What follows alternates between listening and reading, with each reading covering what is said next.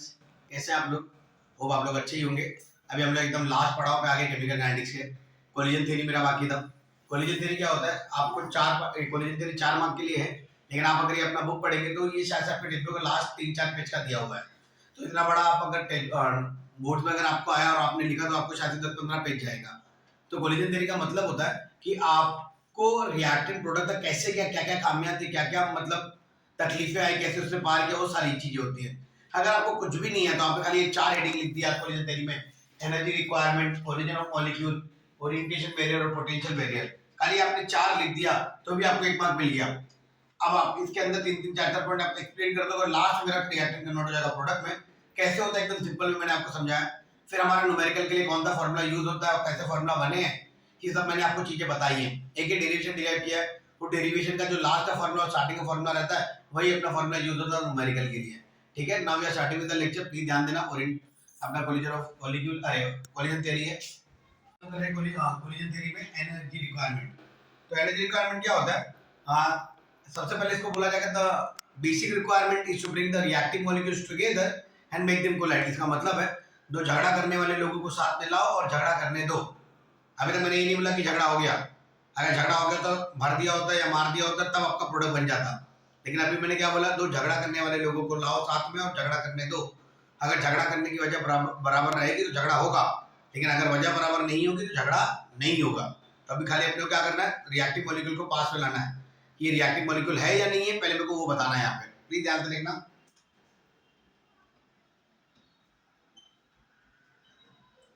The basic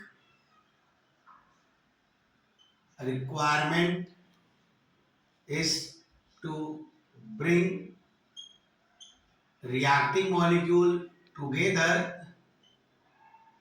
and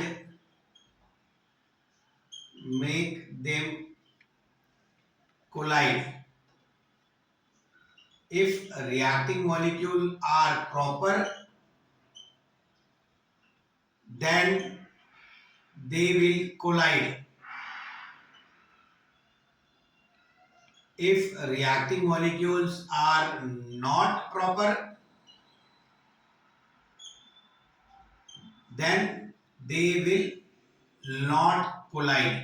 अगर वजह बराबर रहेगी तभी झगड़ा होगा, अगर वजह बराबर नहीं होगी तो झगड़ा नहीं होगा। ये बेसिक रिक्वायरमेंट था अपना एनर्जी रिक्वायरमेंट के लिए।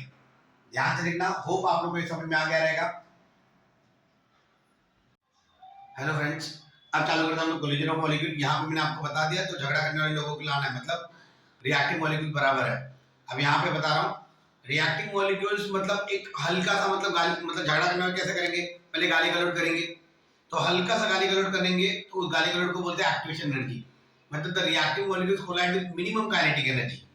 डायरेक्टली मार नहीं देंगे, पहले गाली गलौज करेंगे, फिर देखेंगे कैसा मारना है। मैंने क्या बताया? The reactive molecules collide with minimum kinetic energy, और ये मिनिमम काइनेटिक एनर्जी को बोलते हैं एक्टिवेशन एनर्जी। एक्टिवेशन एनर्जी में क्या होगा? रिएक्शन जस्ट स्टार्ट होगा। और एक आता है threshold energy. In threshold energy reactant converted into product. ये 4 पॉइंट लिखूंगा मैं, ध्यान से देखना।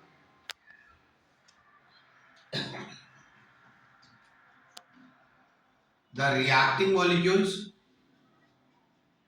Collide with minimum kinetic energy. ठीक है, this minimum kinetic energy is known as activation energy. In activation energy reaction just start, खाली चालू होगा, खत्म नहीं होगा। क्या लिखा? In activation energy reaction just start होगा in THRESHOLD in threshold energy reactant is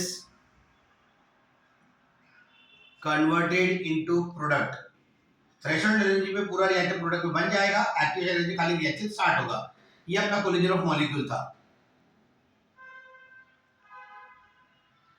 orientation barrier है। अब यहाँ पे मैंने आपको बता दिया जो रिएक्टिव मॉलिक्यूल थे वो बराबर थे, यहाँ पे वजह भी बराबर आ गई। अब यहाँ पे गाली गलौज भी हो गई, अब सीधा मारामारी होगा। लेकिन अब ध्यान देना, अगर मतलब मेरे ट्रेन का स्पीड 120 किलोमीटर पर आवर है, मतलब ट्रेन भागेगा ही भागेगा, हाँ या ना। तो अब अगर मैंने दोनों पटरी में से अगर एक पटरी को भी डिसबैलेंस कर दिया तो कितना भी स्पीड हो ट्रेन का, भागने वाला है क्या? नहीं। तो मतलब क्या, मतलब रास्ता बराबर होना चाहिए। There should be proper orientation, orientation मतलब रास्ता, there should be proper orientation, ताकि नया बॉन्ड बने और पुराना बॉन्ड टूटे। अगर रास्ता बराबर नहीं होगा तो नया बॉन्ड नहीं बनेगा और पुराना बॉन्ड नहीं टूटेगा। ठीक है, तो यही चीज है, 2 पॉइंट है। इसी दोनों पॉइंट को मैं उल्टा कर दूंगा तो आपको पोटेंशियल बैरियर और ओरिएंटेशन दोनों बन जाएगा। ध्यान देना, अब मैं चालू करता हूं, मैं लिख देता हूं आपके लिए क्या होता है ओरिएंटेशन बैरियर, प्लीज ध्यान देना। There should be proper orientation between the reacting molecule so that formation of new bond and breakdown of old bond take place।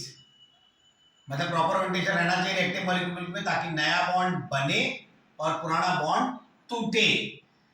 अगर प्रॉपर ओरिएंटेशन नहीं है, there should, if there is no proper orientation between the reacting molecule, then formation of new bond and breakdown of old bond will not take place। तो यहां पे भी मैंने 2 point लिख दिया, आपको क्या होता है ध्यान से देखना, क्या होता है, खाली इसी का उल्टा किया मैंने यहाँ पे। तो ये हो गया मेरा ओरिएंटेशन बैरियर।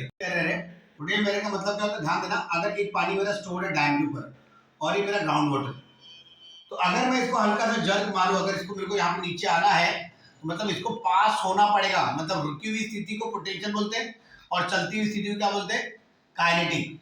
तो अगर मेरे मॉलिक्यूल को यहाँ पे आना है तो इसको रुकी हुई स्थिति में से पार करके आपके इसको पार करना पड़ेगा पोटेंशियल बैरियर को। अगर पोटेंशियल बैरियर को पार करेगा तभी आपका रिएक्टर प्रोडक्ट में कन्वर्ट होगा। अगर ये इसको पार नहीं करेगा तो ये यहाँ पे नहीं पहुंचेगा। तो वही चीज मैं यहाँ पे लिख रहा हूं, the reacting molecule should pass over किससे, potential barrier, so that formation of new bond and breakdown of old bond take place। इसी का उल्टा, if reacting molecule will not pass over potential barrier, then formation of new bond and breakdown of old bond will not take place। तो हर एक में मैंने आपको बता दिया पोटेंशियल बैरियर कैसा होता है। ध्यान देना, किसी भी चीज को अगर प्रोडक्ट बनना है तो उसको रुकी हुई स्थिति से काइनेटिक स्थिति में आनी पड़ेगी। तो अगर आप ये मॉलिक्यूल पास करेगा तभी आपका प्रोडक्ट बन पाएगा। अगर आपको एग्जाम में ओरिएंटेशन मतलब ये आपको कोलिजन थ्योरी आया तो आपने खाली ये इतना लिख दिया तो आपको वापस ऐसे 3 से 4 मार्क मिल जाएगा। हर एक के अंदर मैंने 2-2 3-3 पॉइंट बताया ताकि एकदम सिंपल में रहे आपको और पूरा कोलिजन थ्योरी आपको समझ में आ जाए। ऐसा नहीं कि आपने एक पॉइंट लिखा तो आपको मार्क्स नहीं मिलेगा, पूरा मार्क्स मिलेगा आपको। आप ध्यान से देखना, अच्छे से नोट बनाना, अच्छे से सब कुछ ये लिखना ताकि आपको पूरा मार्क्स मिले। होप आप लोग को कोलिजन थ्योरी समझ में आ रहेगा। एकदम सिंपल में मैंने आपको करके दिया। मैंने आपका टेक्स्ट बुक देखा, इतना थोड़ा सा कॉम्प्लिकेटेड करके दिया और कुछ ज्यादा ही दिया है। मैंने उन सब के अंदर से अच्छा चीज निकाला और अच्छा चीज आपको मैंने दे दिया।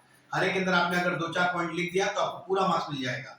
ठीक है, थैंक यू बच्चों लोग, ये कोलिजन थ्योरी हो गया। अब मैं कुछ फॉर्मूला लिखूंगा आपको जो न्यूमेरिकल के लिए, फिर हम लोग आगे चालू करेंगे। प्लीज ध्यान से देख लेना एक बार ये।